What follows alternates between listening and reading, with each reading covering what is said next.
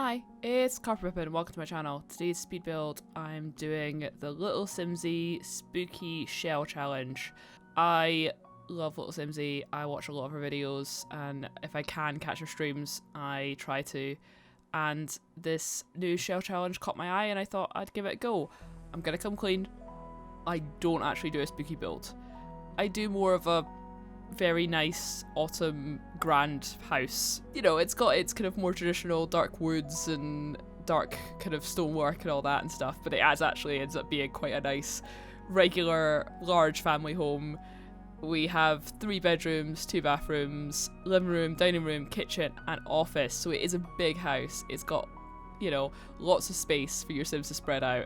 I just didn't follow the spooky vibes that the shell challenge did say, but I kind of got carried away. I really liked the shell once I kind of worked out a bit of a floor plan and worked out how to roof it. Again, crazy difficult. It took me a while to kind of work out just how to like get the roof sections to work, and there was that funny section that I ended up putting a chimney on just to kind of cover it up, and having the diagonal, just the downstairs, it works out, but both upstairs and downstairs have weird rooms. Just everything fits, all the items end up working out, but yeah, it just ends up being quite a weird build. And there is a weird not used section in the back corner that I just ended up closing off. I was going to put a fireplace on it or something on the outside, but the patio space just wasn't big enough. And I love Lilsimsie shell challenges.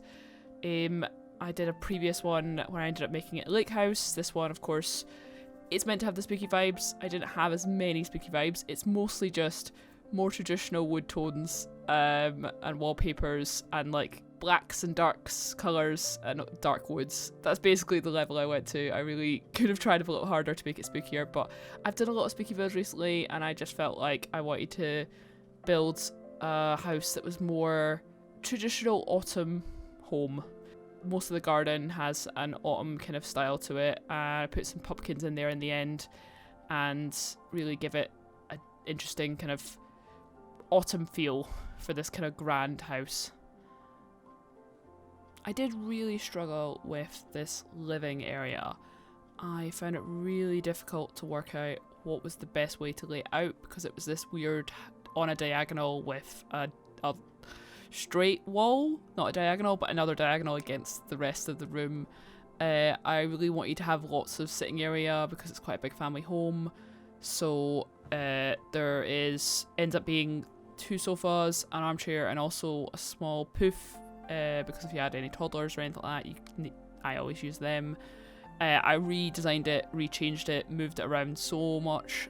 There was just so much lost space that kept coming up, which was really irritating to me.